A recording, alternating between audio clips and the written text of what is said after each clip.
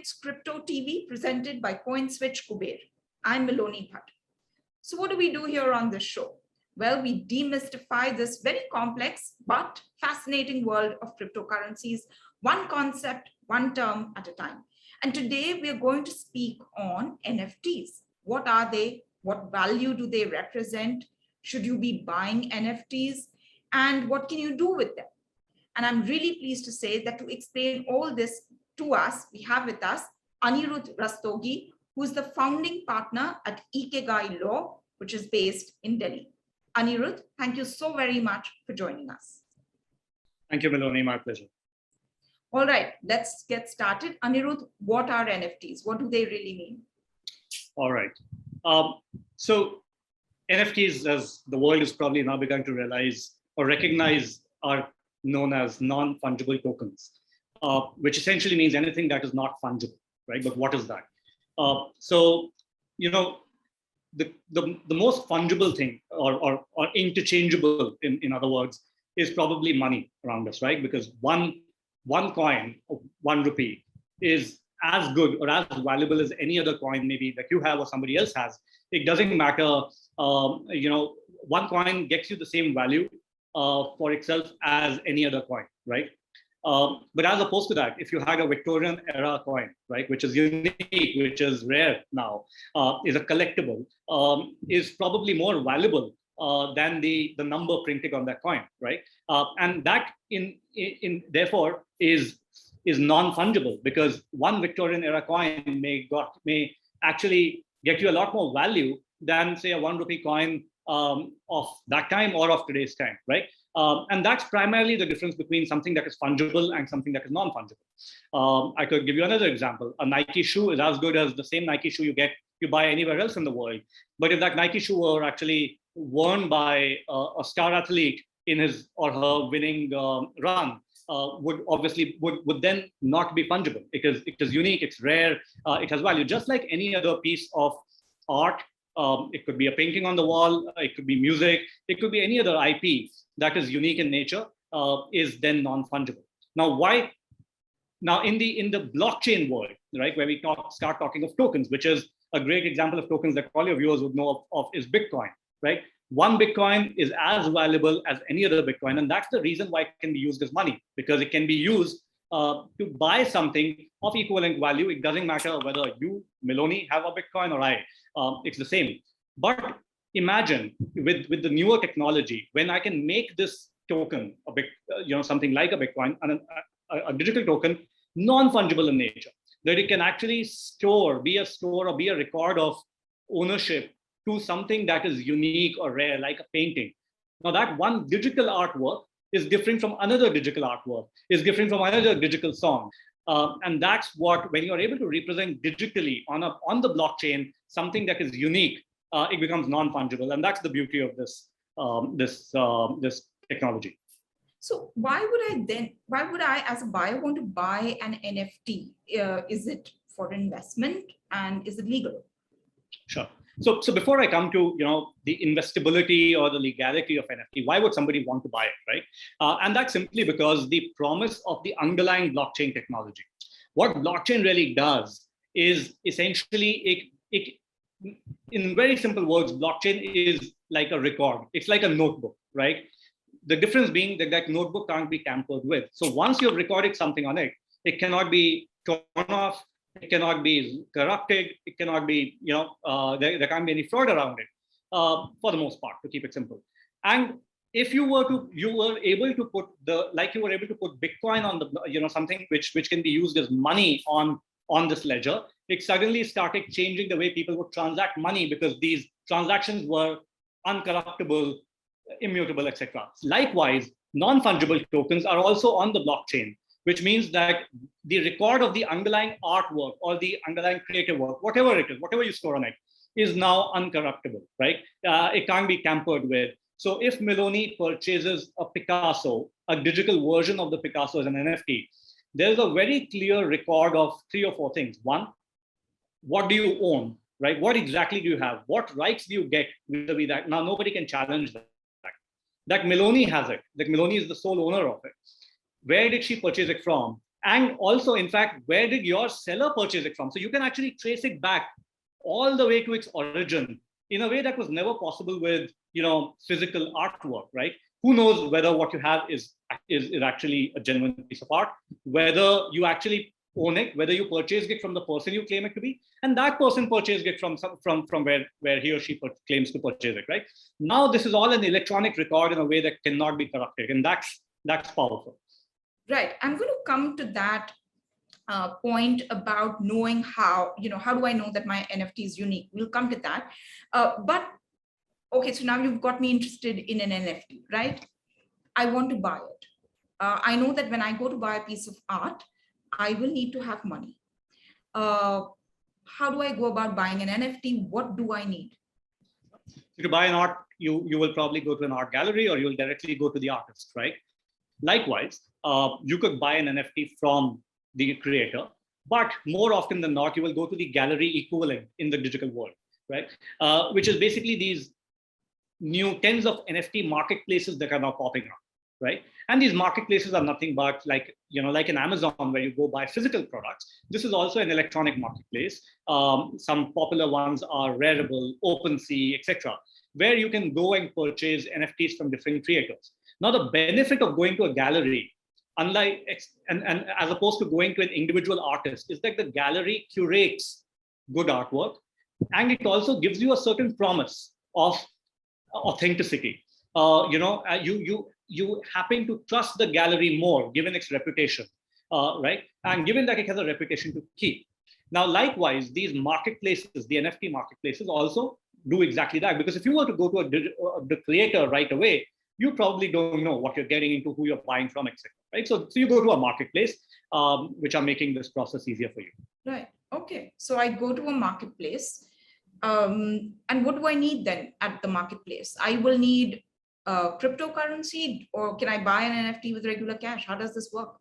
So really depends on what the marketplace supports. But typically we see that because these marketplaces are ultimately blockchain based, they are typically more most marketplaces actually allow users to pay in cryptocurrency like Ethereum, for example, like Ether or BTC, etc., to purchase the NFTs. But some do support and can support fiat currency as well. Right. Now you spoke about this Picasso, right? A digital copy of the Picasso that I might be interested in. But say Picasso has made the same copy or the same design or the same artwork physically. And he's also made that copy digitally. Who owns that copy? Do I own? Who really owns that piece of art? So it really depends on. So when you purchase any creative work, what you're purchasing typically is a right to that work. You don't end up owning the copyright holder. Typically is still the creator, unless the creator wants to part away with it, right? So what you typically, when you buy a piece of art, you buy a movie, a song, what you're really getting is a right to a certain kind of use to that IP. I'll give you an example, right? When you buy a DVD for a movie, right? You're only getting a right to display that movie in the comfort of your home. You can't commercially use it. For commercial display in a movie hall, you need a separate license, right? So what really, when you're actually giving somebody the right to an IP, you're giving a certain set of unique rights. And those rights could be different from what are giving to Anirudh to what are giving to Meloni, depending on how they want to use it. And they pay different amounts of money for that respective use. Likewise, with NFTs also, what you're really purchasing is a particular right. Now, if the artist actually gave you the right to exclusive use of that underlying creative, and that the artist will now never make another copy, for sure, you will pay accordingly for it because you're getting a better right, and that's what you'll get. But for the most part, when you buy on an NFT on the marketplace, you have to check the rights that you're getting. And most typically, the rights are not exclusive. I mean, they can be, right? But very often it will be, say, you're getting one of 100 copies and only 100 copies will be published to maintain exclusivity. Sometimes there may be no exclusivity at all and you will pay accordingly, right? So what you're getting is the right. But if I could just say one thing, that unlike when you buy a physical piece of art, in a digital, when you buy an NFT, what you make sure is that the rights that are given to you are encoded as code on that token, right? So these rights, now there is no doubt about what those rights are. And in fact, what NFT as a technology allows is, and you might have come across the term smart contract, where these contracts can automatically take effect, which is, supposedly if the right says that whenever you sell a song, right, say the distributor, whenever they sell a song, royalty should directly go to the artist. That's not possible with physical music. And you know, there's so many disputes about, pirated music, where the original, the artist does not get any money for it, right? But here, if there's a self-effectuating smart contract, every time it is sold, a cut automatically goes to the artist. So there's a lot of stuff that you can do because of the digital nature of this IP now. Okay, Anirudh, how do I figure that, this particular NFT is unique or that it has value, from, say, if I'm a collector's perspective, and maybe as someone who would be interested in it as an investment, where I want, my value to be protected and also increase over a period of time. So how would I know that this is a unique NFT or that this really will grow in value? So the technical answer to that is you will do the same diligence that you would do when buying a physical piece of art, right? How do you make sure that the art that you're buying is authentic? One, that it was actually painted by the person who claims to have painted. That many times artwork has the number of, say 1 by 100, which means you have the first copy of 100 copies only.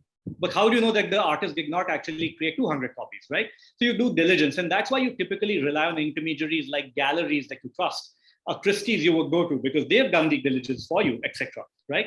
And you pay a premium for that, right? Likewise, in the NFT space, one, do your diligence. Go to a reputed intermediary, a reputed, say, marketplace, who's probably ensured some level of some semblance of diligence, etc. Right? So for the uninitiated, I think you can only rely on these good reputed marketplaces.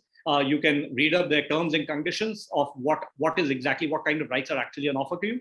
But that's what you got to do. So, when I buy a physical piece of art, I get certain rights to it, right? And you've spoken of it. But if you could just get in a little bit of more detail. So I get the right to display it. I have the right to sell it ahead.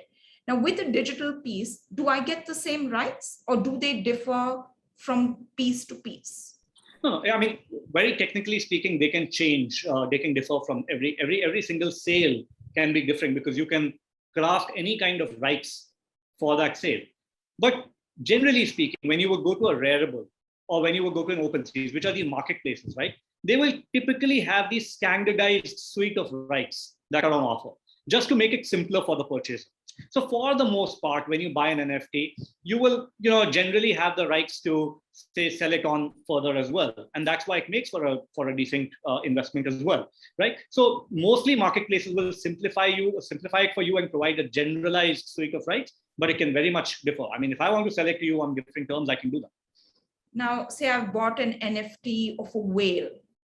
The artist then has gone and made certain changes to that whale. And, maybe one fin is aligned left and one fin is aligned right. I've got the one which is aligned right. Yeah. He puts it up and says, this is a new NFT. How do I guard against that? Let me take this slightly differently, right? Ultimately, what are you going to pay for an artwork that has multiple copies out there in the world with very minor differences, right? I mean, if it were actually a Picasso with a left, with a left swirl of the brush and a right swirl of the brush, you might still pay a premium. That might even sell for, some kind of artistic, flavor of sorts. But mostly, generally speaking, artists also try to maintain exclusivity of their artwork. And ultimately, in the art world, you have to, and you will rely on I mean, that's the reason why certain artists sell better and sell at a premium, because their artwork over the years has proven to be better investment, because they also don't do these kind of things, right? So they have a reputation to keep. They have to maintain the value of their artwork. And smart art investors are looking out for that. Who are the creators to invest into, right? So if you're buying some, if you go to any kind of tourist destination, you will typically see the same artwork of the location, being sold off at every shop on the way, right? I mean, you go to the streets of Jaipur, you see the fort, the Mehrangarh fort being painted, and that same painting is available everywhere. Obviously, that painting doesn't sell for a premium for that reason, right? So I think ultimately purchasers will do their diligence. There will be certain artists who will do better to preserve the value of their artwork, and that will obviously command more, right? But having said that, if you have certain specific rights to the art that you've purchased, and those rights are violated by the artist. Say, for example, if the artist had promised in the contract that this is an exclusive piece that you alone will have, and if they paint and sell a copy of that, you obviously have a contract. The difference is it's not a paper contract, it's a digital contract, but you can enforce it in the court. Having said that, courts have obviously not dealt with too many digital contracts, and particularly blockchain-based contracts. It will take a little bit of an extra effort to take these contracts and enforce them in the court, right? But the fundamentals of contract do preserve your right over that artwork. Right. So then investing in an NFT, you're saying, is legal and I'm protected by law. Absolutely. Right now in India. Absolutely. Right. Absolutely. So this other question that I had is, if I'm an NFT artist, I've created a work of art on one blockchain. Can I replicate that on another blockchain and sell it again? Well, you technically could do that. Whether under the law you are permitted to do that or not will depend on the rights that you have offered to the purchaser, right? If the right is to an exclusive artwork, then you shouldn't be doing it and somebody could enforce it against you. But technically nothing stops you. Just like in the physical artwork, what stops a painter to paint another copy? I've read somewhere that NFTs are bad for the environment. What does this mean? Sure. So let me introduce a slight nuance here. It is not NFTs, but the underlying technology that does put a drain, and the certain versions of that technology that do put a big strain on the environment, right? Because NFTs are built on certain blockchains, and depending on what blockchain you use, some blockchains are a lot more draining or have a much higher energy consumption than others. What is happening is this problem is obviously increasingly, drawing the attention of the world, and because of which technologists are creating newer blockchains which don't use as much energy, and we are already seeing that kind of transition, right? So I think my belief is this: that yes, you're right, that because NFTs are built on a certain technology that is high energy, that has a high energy consumption, there is a concern.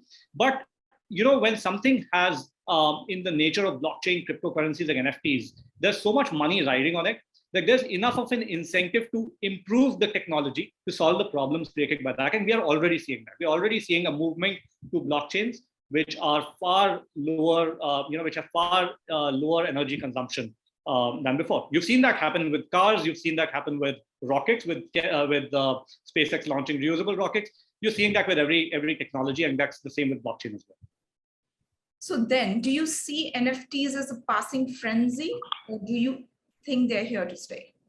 Well, I personally feel that NFTs, the current application of NFTs to kind of digitize all kinds of art, and obviously people are going, behind it, spending a lot of money, buying, collecting all of these, etc., may or may not be a bubble, right? But the underlying technology, I do believe, has tremendous applications for retail consumers like you and I who are purchasing creative work, or for enterprises as well. And that technology will continue to be, will continue to improve, will continue to offer more and more applications, and I'm very, very, very optimistic about that. And therefore, I think what will happen is that people who are placing the right bets on the technology itself, I think will definitely significantly benefit. For the rest of the hullabaloo around this, who knows? It could be a bubble. It could possibly be not. And sometimes these bubbles also have a life of their own, right? I mean, you have bubbles, they burst, and then there's a second wave, which is far more mature, where the investors or purchasers are far more understanding of what to place your money on and not. So I think these bubbles will come and go, but the technology is promising. Anirudh, could you give us, to sum up, 2 or 3 tips to say very serious collectors of NFT, someone like me who's interested and fascinated but doesn't know how to go about it? what should we keep in mind at the end of it? And, how do we kind of get a taste of this completely fascinating universe? So there are two or three kinds of purchasers, I believe. There are those who would normally, even in a pre-NFT world, go to a Christie's auction or go to an art gallery in a city, spend time to diligence, and then place big money, but intelligent money behind buying something, right? If you are that kind of an investor, then you're equally well placed to go purchase digital art in the same manner. You will go to a is coming from, etc., and then take those bets. Then there are the kind of investors or purchasers who would go purchase not with big money. They'll buy physical art because they want to keep it on their walls. They actually have a sentimental value for it. And for those kind of purchasers, if you're not the kind of the entrenched, intelligent, purchaser who comes from an investment mindset, spend the money that you would actually for your emotional value of that, right? Don't splurge because you believe it's going to go up in value, because who knows, it may not, right? And then there are the third kind of purchasers, and I think that's where I fit in, is who do it for the love of what this technology represents, who believe we want to tinker with it, we want to be early adopters, and we actually believe that the price will go up not because of the underlying asset, maybe so, but also for the demand of how this technology is going to increase, right? And we believe that the value of this underlying these tokens and other digital assets are going to increase because this represents a huge technological shift. If you're that kind of an investor, and I assume that then you understand the technology, that you spent the time to understand it and to price it, then go in with that kind of mindset. So I think depending on what kind of a purchaser you are, but for the most people in the audience, I would believe, who fall in the second category, who are just purchasers who are purchasing it for sentimental value, for the joy of it. Please don't spend money that you can't afford to lose. Spend it only because you really, really kind of want it on your wall, maybe, right? And that shouldn't be $1 million, I guess. If I buy an NFT, and this is my last question, can I will it to my heirs? Yeah, I mean, you can. An NFT ultimately is like any other asset, just in a digital form. So you can do what you would like to do with a physical asset. You can do the same with an NFT as well. Right. Anirudh Rastogi, thank you so very much for explaining the concept of NFTs to us. Thanks for joining us. Guys, I hope things are a bit more clear to you. Things are certainly making a lot more sense to me now. Keep watching ET Markets Crypto TV for more insights on cryptocurrencies. And we'll see you soon, shortly. Bye-bye. My pleasure, Melody. Thank you for having me.